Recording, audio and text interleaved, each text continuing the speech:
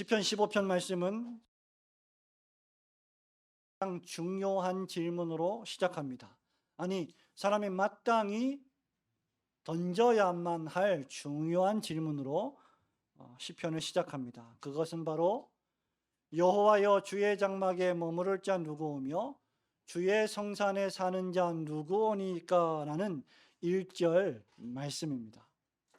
이 노래는 이스라엘 백성들이 시온산에 세워진 성전에 들어가서 제사를 드리기 전에 불렀던 노래로서 흔히 성전 입례송 또는 성전 입장송이라고 불리는 시편입니다.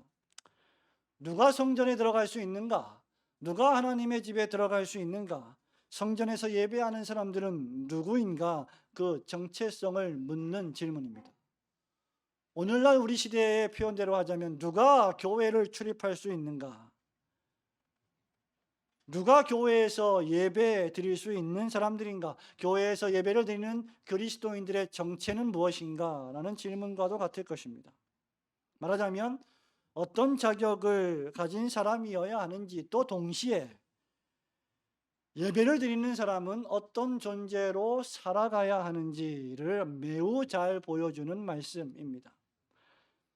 질문으로 시작하는 이 노래는 예루살렘으로 예배를 드리러 순례를 떠나온 순례자들 뿐만 아니라 이스라엘 백성 모두에게 던져졌던 질문입니다. 그들이 성전에 들어가기 전에 성전을 관리하는 문지기나 제사장들이 그 앞에서 질문을 하거나 또는 예배 인도자가 질문을 하고 순례자들이나 성도들이 대답하는 형식으로 이루어졌을 것으로 추측합니다. 여러분, 이 말씀은 여호와의 장막과 성전에 머무르고 사는 일이, 즉 하나님의 백성으로 교회를 출입하는 그 일이 결코 그냥 자동적이지만은 않은 일임을 뜻하고 있습니다. 다시 말하면 아무나 함부로 성전에 출입할 수 없었고, 성전에 출입하는 사람들은 또한 아무렇게나 살아가서 안 되는 사람들이었다는 것을 교훈해 주는 말씀입니다. 여러분, 이 질문은 신약 시대를 살아가는 오늘날 우리들에게도 치명적으로 중대합니다. 당시 구약 시대의 이스라엘 백성들은 성전에서 제사를 드리며 살았지만, 매일매일 제사를 드리며 살았지만 그들의 삶은 형식적이었고 그들의 제사 행위들도 매우 형식적이었고 시간을 때우는 일에 습관이 젖어 있었으며 타성에 젖었고 매우 위선적이었습니다. 그들이 성전에서 드리는 제사의 삶과 제사를 드리고 난 이후에 세상에서의 그들의 삶이 일치하지 않았습니다. 성전에서 사람들 앞에 보이는 삶은 매우 거룩하고 경건해 보였지만 외적으로, 그러나 성전을 떠나간 이후에 일상에서의 삶은 전혀 거룩하지 않고 경건하지 않았습니다. 본문 말씀에 따르면 그들은 제사를 드리면서도 진실하지 않았고 입을 열어서 다른 사람들을 비판했고 허물했으며 이웃을 비방했고 나아가 그들에게 악을 행했습니다. 본문 말씀에 보면 죄와 악을 행하는 것이 매우 확장되어 가고 있음을, 점점 발전해 가고 있음을 볼 수 있습니다. 입을 열어서 약속한 것은 지키지 않았고 뇌물을 받았으며 많은 이자를 받으려고 돈을 꾸어 주었습니다. 그리고 뇌물을 받고 재판을 굽게 했고 가진 자들은 무죄를 선언했고 없는 자들에게는 죄가 없어도 유죄를 선언하며 살았습니다. 고리대금을 통해 이웃의 물질을 착취했습니다. 그리고 이런 시대적 상황은 21세기를 살아가는 오늘날 여러분들에게도 정확히 적용되는 말씀입니다. 그러므로 참되게 하나님을 예배하러 나오신 우리 올고든교회 성도 여러분, 오늘 이 예배당에 앉아 계신 성도 여러분, 여러분 역시 이 다윗의 질문 앞에 여러분 자신의 신앙과 생활을 돌아보아야 할 것입니다. 오늘 이 15편 말씀을 통해서 우리는 두 가지 하나님의 말씀의 교훈을 배우고자 합니다. 첫째로 다윗은 주의 장막에서 예배하는 우리의 예배의 대상이 거룩하시고 의로우시며 전능하신 하나님이시다라는 사실을 교훈해 줍니다. 지금 우리가 예배하는 예배의 대상이 거룩하시고 의로우시고 전능하신 하나님이시다라는 사실을 교훈해 주고 있다는 것입니다. 여러분, 우리 1절 말씀 한번 같이 읽어볼까요? 1절입니다. 시작. 여호와여, 주의 장막에 머무를 자 누구오며 주의 성산에 사는 자 누구오니까. 아멘. 여러분, 이 시편을 좀 자세히 보시기 바랍니다. 시편 15편은 1절에 2개의 질문이 있고 2절부터 5절에 이르기까지 약 10개의 대답으로 구성되어 있습니다. 1절은 예배의 대상이 누구신가를 말합니다. 2절부터 5절은 그렇게 예배하는 자들이 어떤 사람이어야 하는지를 설명하고 5절 마지막은 그렇게 예배하는 사람들에게 주시는 하나님의 축복이 기록되어 있습니다. 우선 우리는 시인 다윗이 누가 주의 장막에 머물며 누가 주의 성전에 살 수 있는지를 이스라엘 백성들에게 묻지 않는 일에 주의해야 합니다. 누가 주의 성전에 사는지를 다윗은 이스라엘 백성들에게 묻지 않고 여호와 하나님께 묻고 있습니다. 다시 말하면 주의 장막에 머무르고 주의 성전에 살며 예배를 드릴 수 있는 사람들, 성전에 출입하는 자들은 사람이 정하지 않고, 사람이 정할 수 없으며 하나님이 정하신다는 것입니다. 사람의 자격이나 능력이나 지혜 여부가 아니라 하나님의 승인과 허락과 은총이 있어야만 가능한 일이라는 말입니다. 그러므로 여러분, 구약의 성전 제사이든지 신약의 성령과 진리의 말씀 안에서의 예배이든지 간에 예배로 나아오는 자들은 언제든지 지금 그들이 상대하고 있는 분이 전능하시고 의로우시고 거룩하신 하나님이심을 깨달아 알아야 합니다. 여러분이 지금 올고든 교회 예배당에 나아와서 예배를 드릴 때 상대하는 대상이 사람이 아니라 거룩하시고 의로우시며 전능하신 분이시라는 사실을 인지해야 한다는 것입니다. 여러분이 지금 예배를 드릴 때 누구를 상대하고 있는지를 올바로 깨닫지 못하면 여러분의 예배는 경박해집니다. 우리는 우리를 즐겁고 기쁘게 하기 위해 예배하는 것이 아닙니다. 물론 예배를 드릴 때 우리는 기쁩니다. 즐겁습니다. 그 세상 어떤 기쁨보다 성도는 예배할 때 가장 큰 기쁨을 누립니다. 그러나 우리는 우리 자신을 기쁘게 하기 위해서가 아니라 하나님께 영광을 돌리며 하나님을 기쁘시게 하기 위하여 예배를 드리는 사람들입니다.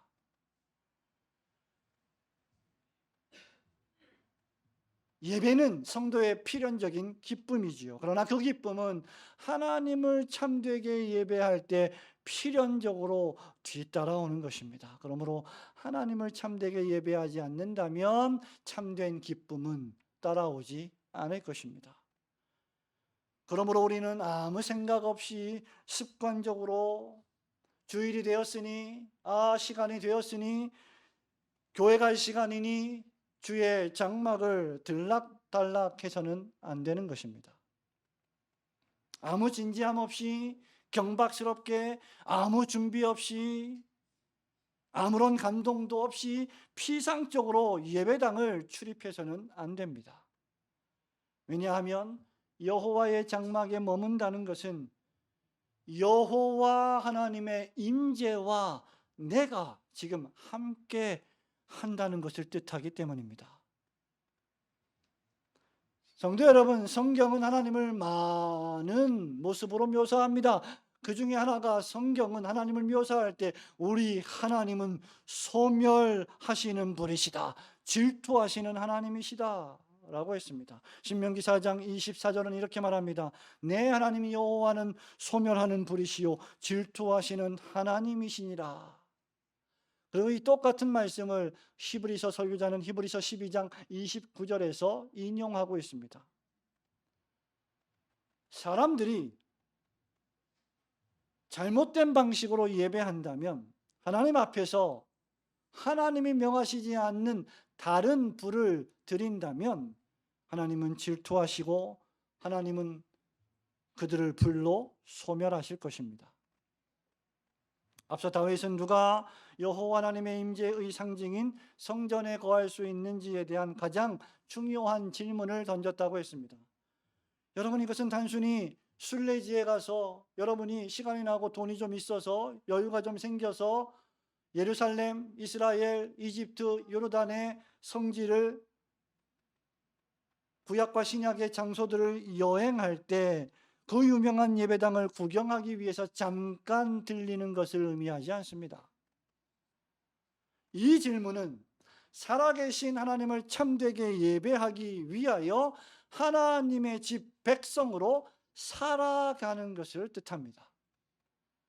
그렇게 주의 장막에 잠시 머물다가 나아가 주의 성산에 영원히 사는 자 누구냐라고, 누굽니까? 라고 다윗은 하나님께 묻고 있는 것입니다. 여러분, 여기 장막이랑 사무엘하 6장 27절에 따르면 솔로몬이 성전을 짓기 전 다윗이 언약궤를 예루살렘으로 가져와서 장막에 두었던 장소입니다. 이스라엘의 거룩한 예배의 장소를 뜻합니다. 문제는 어떤 종류의 사람이 이 거룩한 예배의 장소에 출입할 수 있느냐는 것이었습니다. 여러분은 너무 당연하다는 듯이 예배당에 출입하고 있지만 우리가 너무 당연하다는 듯이 예배당에 출입하는 이 일이 얼마나 엄청난 일인지를 성경은 설명하고 있습니다. 여기 첫 번째 단어인 머무른다는 말은 일시적인 초대를 받아 손님으로 잠시 거한다는 것을 의미합니다. 하루이든지 이틀이든지 일주일이든지 한 달 정도 머무는 것을 뜻합니다. 두 번째 단어인 성전에 산다라고 할 때 사는 자라고 하는 것은 정착한다, 캠프를 차린다, 거주한다는 것을 뜻합니다. 성령께서 오셔서 우리의 마음속에 거주한다라고 말할 때 동일한 의미로 사용되었습니다. 그러니 성전 제사장의 허락을 받아서 주의 장막에 잠시 머무르던 사람이 이제는 아예 그 성전에 하나님의 백성으로 영원히 살아가는 것을 의미하는 말씀입니다. 여기 1절에 주의 성산에 사는 자라고 할 때 사는이라는 동일한 동사가 여러분이 너무나 잘 알고 있는 요한복음 1장 14절 말씀이 육신이 되어 우리 가운데 그 다음 거하심에 라는 단어와 동일한 단어입니다. 말씀이 육신이 되어 우리 가운데 거하심에 그 결과 우리가 우리 가운데 거처를 정하러 오신 주님으로 인하여 소멸하는 불이신 거룩한 여호와 하나님의 장막에 안전하게 머무를 수 있으며 주의 성산에 안전하게 살 수 있는 자들이 된 것입니다. 왜냐하면 그리스도께서 우리와 같은 몸을 입고 우리와 함께 거하시기 위하여 우리 가운데로 오셨기 때문입니다. 믿으시기를 주님의 이름으로 축원합니다. 하나님께서는 우리가 하나님의 아들들이 되게 하시기 위하여 당신의 유일하신 아들 독생자 예수 그리스도를 이 세상에 사람의 몸을 입고 보내신 것입니다. 이제 우리는 우리 가운데 거하신 예수 그리스도를 통하여 주의 장막에 머무르며 주의 성산에 살게 되었습니다. 예수 그리스도께서가 아니라면 우리는 우리의 연약과 부패와 죄로 인하여 소멸하시는 불이신 하나님의 심판을 받았을 것입니다. 예수 그리스도의 보배로운 피가 아니었다면 하나님의 진노가 우리를 쳐서 우리는 형벌과 심판을 받았을 것입니다. 예수 그리스도가 아니시라면 거룩하시고 의로우신 하나님의 기준에 여러분들은 절대로 부합하지 않기에 하나님의 진노를 사고 형벌을 당하고 지옥에 떨어졌을 것입니다. 그러나 하늘의 장막에서 우리를 위하여 희생제사를 드리신 우리 구세주 예수 그리스도로 말미암아 우리가 오늘도 하나님의 보좌에 담대히 나아갈 수 있게 된 것입니다. 성도 여러분, 주 예수 그리스도께서 여러분을 위하여 보혈을 흘려주심으로 여러분이 오늘날 예배당에 나와 성령님과 진리의 말씀 안에서 하나님을 참되게 예배할 수 있게 된 것입니다. 하나님은 그저 형식적으로, 그렇기 때문에 그저 형식적으로 주일에 예배당에 나와서 예배만 드리고 제물만 바치고 헌금만 하며 그렇게 살면 좋아하시는 분이 아니라 죄를 회개하고 구세주 예수 그리스도를 참되게 마음으로 믿는 하나님을 예배하는 성도를 기뻐하십니다. 그렇게 우리 하나님은 제사를 원치 아니하시고 인애를 원하신다 말씀하신 것입니다. 내가 너희의 가증한 제사를 싫어하노라 라고 말씀하신 것입니다. 성도 여러분, 여러분 가운데 거하셔서 여러분을 하나님의 자녀 삼아주시고 거룩하시고 의로우신 하나님을 참되게 예배할 수 있게 해주신 여러분의 구세주 예수 그리스도를 진실로 믿고 의지하며 예배에 나아오시는 성도들이 되시기를 주님의 이름으로 축원합니다. 두 번째로 다윗은 주의 성산에서 거룩하고 의로우신 하나님을 예배하는 하나님의 백성들이 어떻게 살아가야 할지를 교훈해 줍니다. 말하자면 하나님을 예배하는 자들의 도덕적 특징은 이러이러해야만 한다는 것을 알려주는 것이죠. 우리 2절, 3절, 4절까지 함께 읽어봅니다. 시작. 정직하게 행하며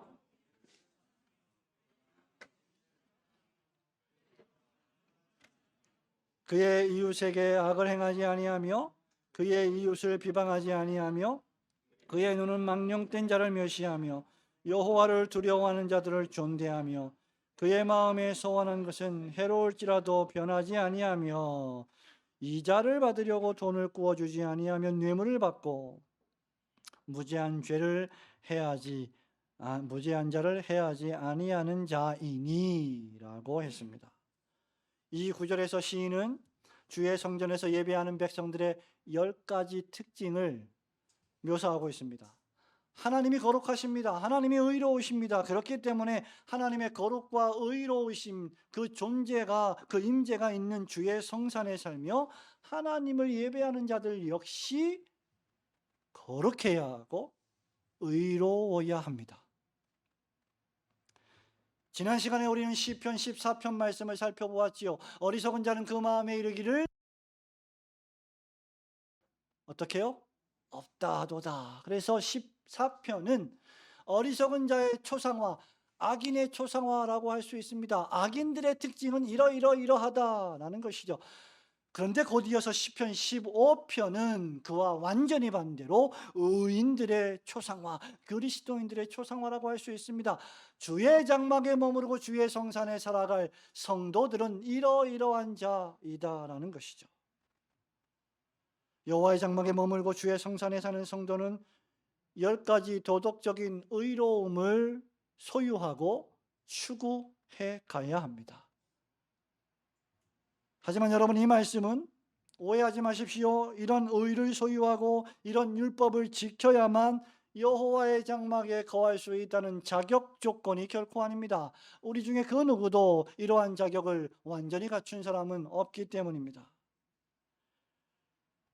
우리가 그러한 조건을 성취해야만 예배당에 나올 수 있는 것이 아닙니다.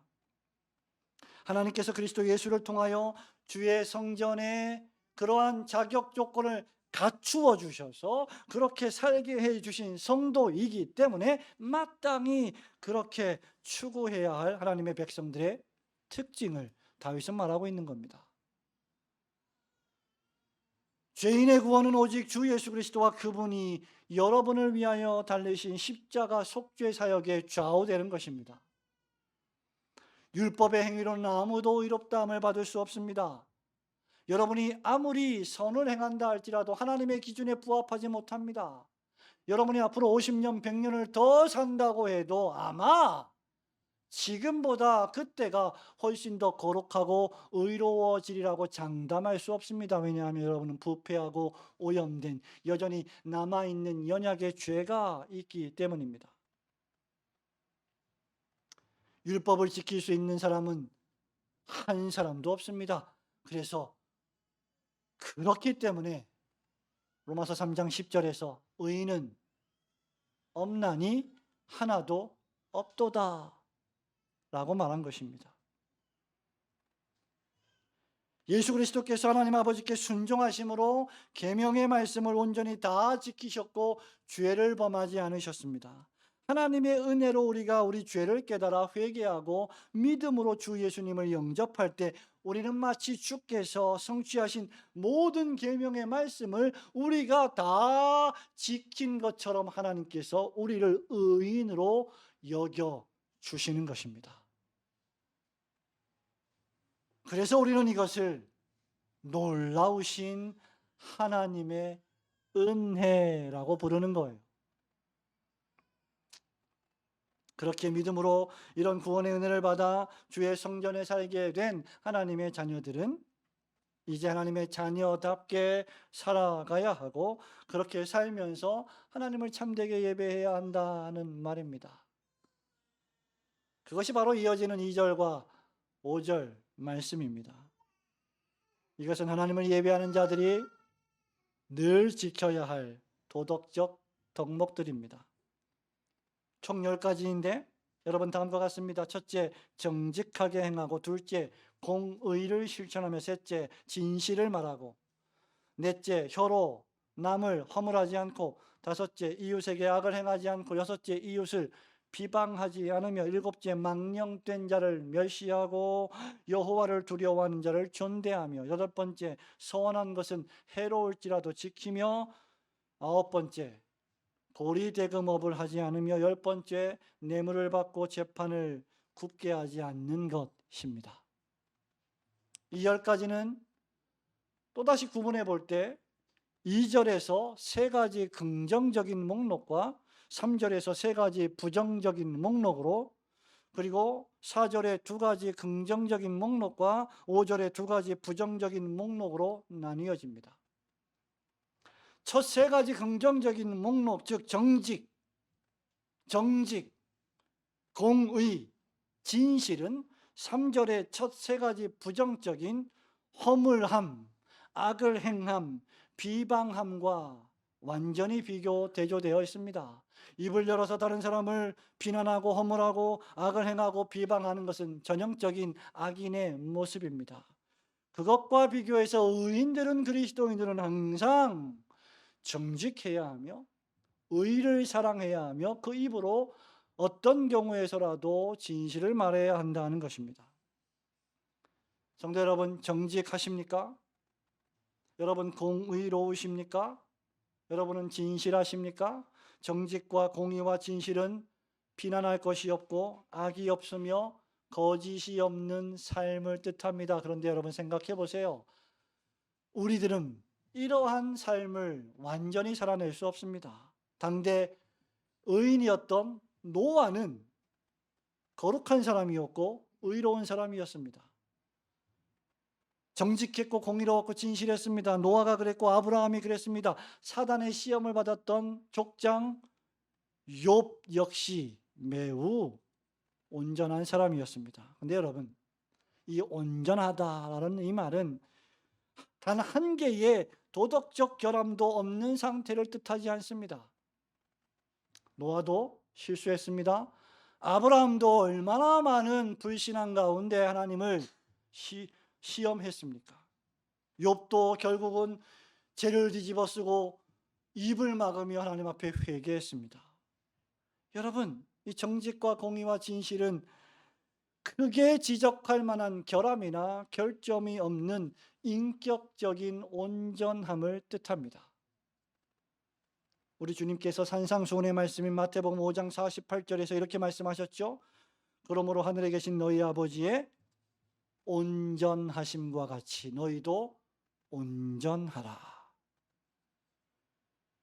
예수 그리스도를 믿음으로 하나님의 자녀가 된 성도들의 궁극적인 상태는 바로 도덕적으로 완전하게 되는 것입니다.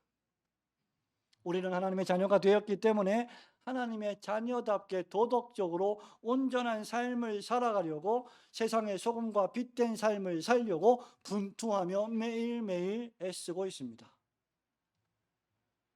우리의 이러한 도덕적인 상태가 궁극적으로 완전하게 되는 것을 가리켜 영화로운 상태, 영화의 상태, glorification이라고 부릅니다. 완전히 거룩하게 된 상태이죠. 그러나 이 일은 우리가 이 세상의 삶을 마감하고 죽을 때 이루어집니다. 여러분이 살아 숨쉬고 있는 동안에는 여러분은 아무리 노력을 해도 입에서 나오는 것이, 생각하는 것이, 말하는 것이 이기적이고 악을 행하며 죄악된 생각을 합니다. 우리 주님께서 다시 오실 때 주님이 우리를 resurrected body, 부활체의 몸, 영화로운 상태의 몸으로 변화시켜 주실 것입니다. 그렇기에 그것을 소망하며 예배드리는 성도들은 여기저기 다니며 같은 동료 신자를 비방하거나 교회를 비방해서는 안 됩니다. 가족에 대한 험담을 늘어놓아서도 안 됩니다. 그러한 자들은 주의 장막에 머무를 자가 아닙니다. 하지 않은 말을 지어내거나 과장하여 비방해서도 안 됩니다. 여러분들은 감정적으로, 관계적으로, 사회적으로 다른 이들을 아프게 하거나 상처를 내고 나아가 폭력을 행사하며 악을 행해서는 안 됩니다. 그런 일이 있다면 하나님 앞에 회개하고 그 사람 앞에 찾아가 용서를 구해야 합니다. 그렇지 않으면 하나님은 여러분이 드리는 제사와 예배를 온전히 받으실 수 없게 되실 것입니다.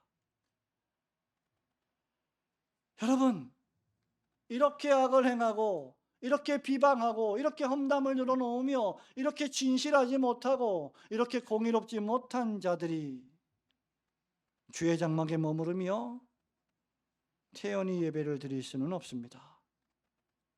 4절 말씀은 그래서 시편 1편 말씀을 생각나게 합니다. 성도는 악인의 꾀를 쫓고 죄인의 길에 서며 오만한 자의 자리에 앉는 악인을 멸시해야 하며, 반대로 여호와를 두려워하며 예배드리는 자는 어린 자여도 두려워하고 존대해야 한다는 것입니다.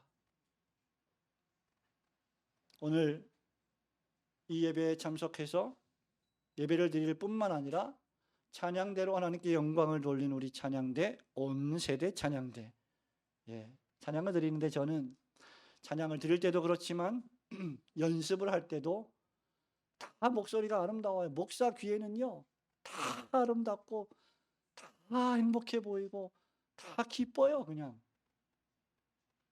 화음이 잘 안 맞아도 천상의 화음처럼 들리고, 그게 음정이 좀 틀려도 너무 예뻐요. 그런데 그 중에서도 우리의 어린 자녀들이 그 어린 목소리로 화려하지 않아도 라고 부르는 그 찬양이 얼마나 아름다운지 모릅니다. 얼마나 행복인지 모릅니다.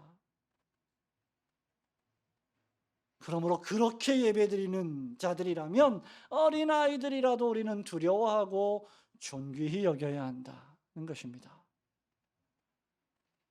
나아가 여러분이 하나님과 사람 앞에 약속한 것은 아픔이 뒤따르더라도, 또는 그 일 때문에 여러분에게 금전적이고 재정적인 손실이 발생한다 할지라도 반드시 지켜야 합니다. 왜? 여러분들은 돈 때문에 사는 자들이 아니기 때문이죠. 약속이란 하나님 앞에서의 맹세와 서약이기 때문입니다. 신자의 약속이란 성부와 성자와 성령 하나님께서 서로 언약하고 협약하셔서 지켜내시는 것처럼 성부, 성자, 성령 하나님이 우리들과 함께 은혜의 언약을 맺으셔서 그 약속을 반드시 지키시는 것처럼 신자와 신자 간의 약속 역시 하나님 앞에서의 심각한 헌신을 뜻합니다. 그러므로 신자들이 하나님 앞에서 신자로 살아가고 등록교인으로 살아갈 때 서약한 내용들은 반드시 지켜내야 합니다. 그리스도인들은 하나님 앞에서의 서약을 자신의 전 삶을, 요람에서 무덤까지의 전 삶을 하나님께 드리는 것으로 이해해야 합니다. 마지막으로 그리스도인들은 물질적 이익을 목적으로 움직이는 자여서는 결코 안 된다는 것입니다. 그리스도인들의 삶의 동기는 돈이 아니에요. 재산이 아닙니다. 그리스도인의 삶의 동기는 부동산이 아니고 아파트가 아닙니다. 땅이 아닙니다. 예, 그런 것들은 우리가 살아갈 때 필요한 것들이지요. 그러나 그리스도인의 삶의 유일한 동기는 하나님이십니다. 고대 사회에서는 고리대금업이 성행했습니다. 이스라엘의 주변 국가들은 통계에 따르면 40%에서 50%의 높은 고리로 돈을 빌려주어 돈 빌린 사람들을 착취했고 그들의 인생을 노예로 만들어 버렸습니다.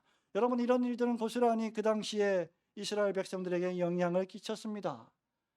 하나님을 믿는다고 하는 사람들도 이런 일들을 서슴없이 행했습니다.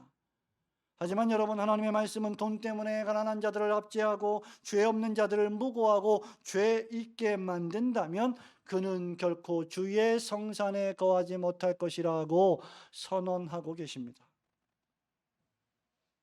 만일 그가 그렇게 산다면 그는 그리스도인이 아님을 드러내는 것이라고 분명히 가르칩니다. 사도 야고보는 야고보서 2장 1절에서 형제들에게 이렇게 말합니다. 사람을 차별하여 대하지 말라. 가난한 자들이 들어오면 저기 앉아있든지 저 뒤에 뭐 앉았든지 말든지 네 마음대로 해라 라고 하고 금가락지 끼고 들어오는 부자가 오면 오 귀인이여 이 앞에 앉으소서 상석을 내어주는 어리석은 일들을 행해서는 안 된다는 것입니다. 부자와 가난한 자를 차별하는 죄에 대해 심각하게 야고보는 경고했습니다. 성도 여러분, 무언가 여러분이 판결을 내리고 결정을 내릴 수 있는 위치에 있다면 학교에서든지 사회에서든지 직장에서든지 정치권에서든지 교회에서든지 어떤 결정을 내리는 위치에 있다면 그리스도인들은 부패한 결정이나 부패한 재판에 절대로 가담해서는 안 됩니다. 모든 사람들이 다 괜찮다 괜찮다라고 할 때 그것이 죄악적인 일이라면 아니요라고 말해야 합니다. 이로 볼 때 주의 장막에 머무르며 주의 성전에 살며 하나님을 예배하는 그리스도인들의 예배는 그저 예배당 안에서의 삶으로 국한되지 않습니다. 여러분, 평생에 얼마나 많이 신행일치가 안 되는 것이 한국교회의 가장 큰 문제라는 비판을 받아왔습니까? 예, 우리는 완전히 신행일치할 수는 없습니다. 그럼에도 불구하고 우리는 이 질문 앞에 우리를 벗겨 놓아야 합니다. 지금 제사장들은 예배하러 성전으로 올라오는 자들에게 여호와를 예배하러 올라온 여러분, 여러분의 하나님은 여러분의 삶 속에서도 거룩하고 공의로우신 여러분의 하나님이십니까? 라고 묻는 것입니다. 예배에 나온 성도 여러분, 오늘 이 예배를 드리는 여러분들은 여러분의 삶 속에서도 여러분의 하나님이 거룩하고 공의로우신 하나님이심을 드러내고 있습니까? 라고 묻는 것입니다. 만일 주의 성산에 살며 하나님을 참되게 예배하는 사람이라면 일상의 삶 속에서도 하나님 말씀을 받들어 순종하며 살아가야 할 것입니다. 그러므로 하나님의 말씀에 순종하기 위하여 예배하시고 또 예배드리기 위하여 삶 속에서 하나님의 말씀을 순종함으로 영광스러운 전인적 예배를 드리시는 성도들 되시기를 주님의 이름으로 축원합니다. 성도 여러분, 말씀을 맺습니다. 우리의 예배의 대상을 잘 알고 여호와 하나님께 예배하는 우리가 어떻게 공의를 행하며 정직하게 살아야 할지를 잘 알고 예배를 드리는 이들을 향해 하나님은 영원히 흔들리지 않는 안전을 축복으로 제공하실 것입니다. 우리 5절 말씀 한 번 더 마지막으로 읽어볼까요? 5절 말씀 시작. 이자를 받으려고 돈을 구워주지 아니하며 뇌물 받고 무죄한 자를 해하지 아니하는 자이니 이런 일을 행하는 자는 영원히 흔들리지 아니하리이다. 아멘. 왜냐하면 이런 자들을 구원하시고 축복하시는 하나님께서 영원히 흔들리지 아니하시는 언약의 하나님이시기 때문입니다. 이런 자들을 초청하시는 여호와 하나님의 나라가 영원히 흔들리지 않는 나라이기 때문입니다. 그렇게 그 나라에 들어갈 소망으로 여기 이 세상에 하나님이 세우신 교회에서 삼위일체 하나님을 예배하는 참 성도들 역시 우리가 어디에 있든지 무엇을 하든지 누구를 만나든지 결코 흔들리지 않음을 확신하게 될 것입니다. 시편 46편 5절에서 시인이 이렇게 말합니다. 하나님이 그 성 중에 계심에 성이 흔들리지 아니할 것이라. 새벽에 하나님이 도우시리로다. 구약의 선지자 다니엘은 이미 오래전에 이 흔들리지 아니하는 하나님의 나라를 확신했습니다. 다니엘서 2장 24절에서 이렇게 말합니다. 이 여러 왕들의 시대에 하늘의 하나님이 한 나라를 세우시리니 이것은 영원히 망하지도 아니할 것이요 그 국권이 다른 백성에게로 돌아가지도 아니할 것이요 도리어 이 모든 나라를 쳐서 멸망시키고 영원히 설 것이라.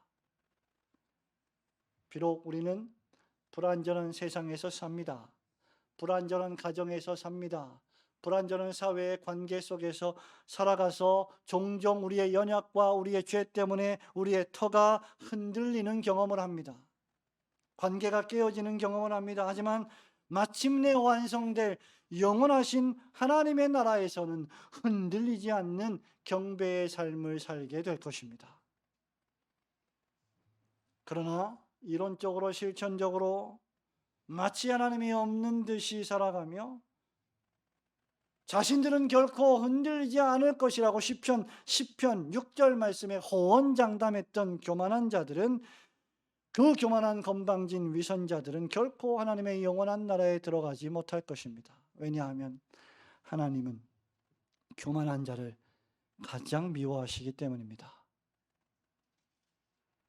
비록 우리의 삶이 이 세상의 대적자들과 우리 자신의 연약으로 종종 흔들리는 경험을 한다 할지라도 하나님의 참 백성들은 새 예루살렘 거룩한 성 하나님의 나라에 속한 자들입니다. 그러므로 히브리서 설교자는 12장 마지막 절에서 이렇게 말합니다. 그러므로 우리가 흔들리지 않는 나라를 받았은즉 은혜를 받자. 이로 말미암아 경건함과 두려움으로 하나님을 기쁘시게 섬길지니 우리 하나님은 소멸하는 불이심이라. 주의 성산에 거하며 항상 경건함과 두려움으로 더욱 하나님을 기쁘게 섬기시는 성도들이 되시기를 주님의 이름으로 축원합니다. 아멘.